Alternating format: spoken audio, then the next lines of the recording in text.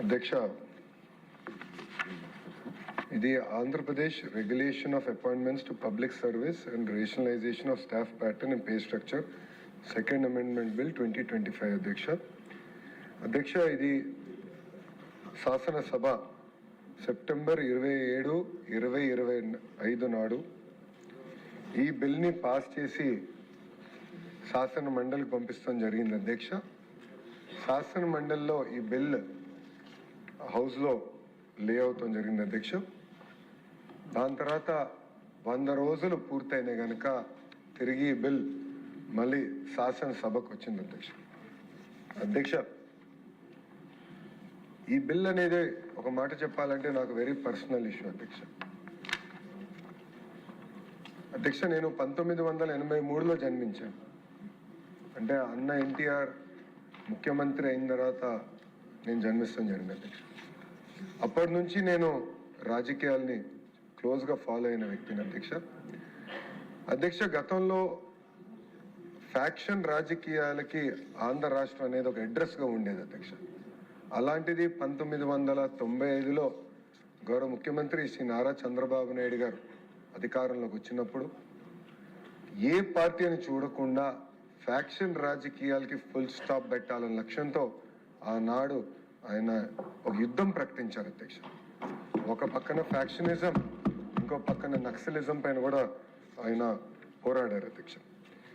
అధ్యక్ష, 2004 తర్వాత అధ్యక్ష, ఆనాటి ముఖ్యమంత్రి రాజశేఖర్ రెడ్డి గారు ఆయన అధికారంలోకి వచ్చిన మొదటి 2 సంవత్సరాల్లో సుమారుగా 164 మంది తెలుగుదేశం పార్టీ కార్యకర్తల్ని అతి దారుణంగా కిరాతకంగా చంపేస్తాం జరిగింది. అధ్యక్ష, ఇది ప్రత్యేకంగా ఆనాడు ఉమ్మడి అనంతపూర్ జిల్లాలో జరిగింది. అధ్యక్ష, ఇక్కడ పెద్దలు చాలా మంది సీనియర్ శాసనసభ్యులు కూడా ఉన్నారు.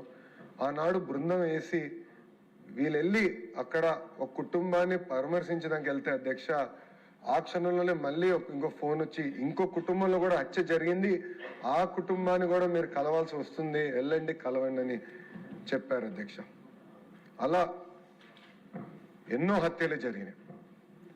ఆనాడు చంద్రబాబు నాయుడు గారు ఫ్యాక్షన్ కుటుంబంలో అంటే ఒక హత్య జరిగింది ఫ్యాక్షన్ వల్ల, ఆ పిల్లలు తిరిగి ఫ్యాక్షన్లోకి వెళ్ళకూడని హైదరాబాద్లో ఎన్టీఆర్ మోడల్ స్కూల్ అనేది ఏర్పాటు చేశారు. అధ్యక్ష, ఆ పిల్లల్ని సొంత పిల్లల్ని చదివించే విధంగా, అంటే నాకు కూడా అంత సమయం ఆయన ఎప్పుడు కేటాయించలేదు, కానీ ఫ్యాక్షన్ దాడిలో చనిపోయిన ఎవరైతే ఉన్నారో వాళ్ళ పిల్లల్ని చదివించడానికి గౌరవ ముఖ్యమంత్రి గారు పర్సనల్ తీసుకుని ఆల్మోస్ట్ నెలకు ఒకసారి వెళ్ళి ఆ పిల్లలతో మాట్లాడి కౌన్సిలింగ్ చేసి మీరు ఫ్యాక్షన్లోకి వెళ్ళొద్దు అని చెప్పడం జరిగింది. అధ్యక్ష, భారతదేశ చరిత్రలో ఏ రాజకీయ పార్టీ ఇది చేయలేదు. అధ్యక్ష, కేవలం ఒక తెలుగుదేశం పార్టీ ఒక బాధ్యతగా అది ముందలు తీసుకెళ్ళింది. అధ్యక్ష, సో ఏ పార్టీ అయినా అవ్వచ్చు, ఏ పార్టీకి సంబంధించిన వాళ్ళు అవ్వచ్చు, కానీ ఫ్యాక్షన్ రాజకీయాలకి ఫుల్ స్టాప్ పెట్టాలి.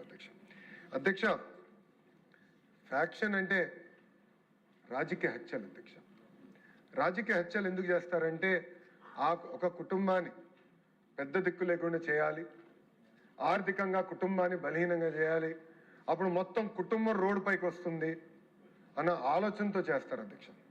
అధ్యక్ష, 2019-24 మధ్యలో కూడా ఇలాంటి దాడులు జరిగినాయి. అధ్యక్ష, ప్రత్యేకంగా ఒక విషయం, ఒక కేసు గౌరవ సభకి దృష్టికి తీసుకొస్తున్నా. అధ్యక్ష, ఈ వ్యక్తి బడుగు బలహీన వర్గాలకి చెందిన వ్యక్తి, ఒక బీసీ నాయకుడు, నిరంతరం గ్రామంలో ఉన్న సమస్యల గురించి పోరాడిన వ్యక్తి, అతను నమ్ముకున్న సిద్ధాంతం కోసం నిలబడిన వ్యక్తి, అహర్నిశలు ప్రజలకు అందుబాటులో ఉన్న వ్యక్తి, అధికారంలో ఏ పార్టీ ఉన్నా వాళ్ళ సమస్యలు పరిష్కరించడానికి పోరాడిన వ్యక్తి, ఆ వ్యక్తి పేరే తోట చంద్రయ్య. 2000 అధ్యక్ష, మీరు చూస్తే 2022లో జనవరి 12న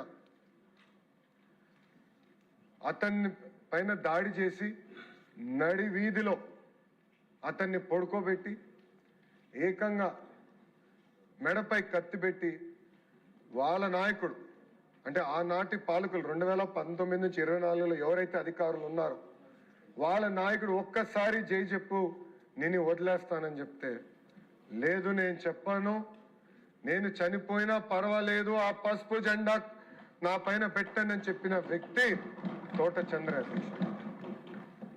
ఆనాడు జై చంద్రబాబు నాయుడు, జై తెలుగుదేశం అన్నందుకు అతి కిరాతకంగా చంపేశారు అధ్యక్ష.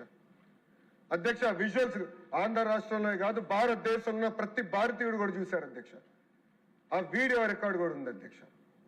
వాళ్ళ అబ్బాయికి ప్రభుత్వ ఉద్యోగం కల్పించాలని మేము చర్చించాం, పార్టీ పరంగా చర్చించాం. కూటమి ఎన్డీఏలో ఉన్న జనసేన పార్టీ, భారతీయ జనతా పార్టీతో కూడా చర్చించాం. ఏకంగా కేబినెట్ లో కూడా నాకు అన్న సమానమైన పవన్ అంతా కూడా కూర్చుని అన్నతో కూడా మేము మాట్లాడితే, ఎస్ ఇది మంచి బిల్, మంచి ప్రయోజనం, ఫ్యాక్షన్ రాజకీయాలు ఫుల్ స్టాప్ పెట్టాలి.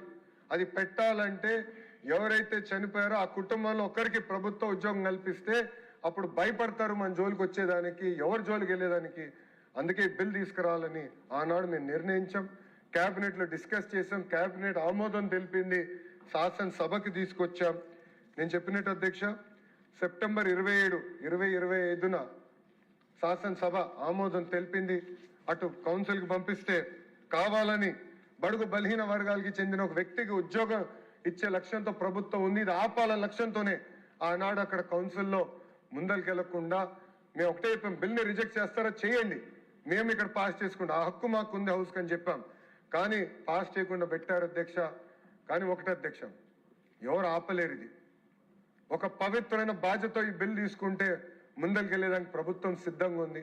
ఇది ఈ తోట చంద్రే కుటుంబానికి అన్యాయం కాదు, ఆంధ్ర రాష్ట్రంలో ఏ కుటుంబానికి ఇలా అన్యాయం జరగకుండా లక్ష్యంతో మేము ఉన్నాం అధ్యక్ష. ఈ బిల్ని అందుకే తిరిగి మళ్ళీ శాసనసభ ఏకగ్రీవంగా పాస్ చేయాలని ఈ సభాముఖంగా నేను మిమ్మల్ని అందరినీ కోరుతున్నా అధ్యక్ష. ఇది ఒక ఫేవర్ కాదండి, ఒక చారిటీ కాదండి, ఇది ఒక బాధ్యత అండి మనందరిది. మనందరం ఇది ఒక బాధ్యతగా తీసుకోవాలి. ఫ్యాక్షన్ కి ఫుల్ స్టాప్ పెట్టాలి. ఇలాంటి కుటుంబాలను ఆదుకోవాల్సిన అవసరం మనందరి పైన ఉంది. అందుకే శాసనసభని ఏకగ్రీవంగా ఈ బిల్కి ఆమోదం తెలపాలని గౌరవ సభ్యులందరినీ నేను కోరటం జరుగుతున్నాను.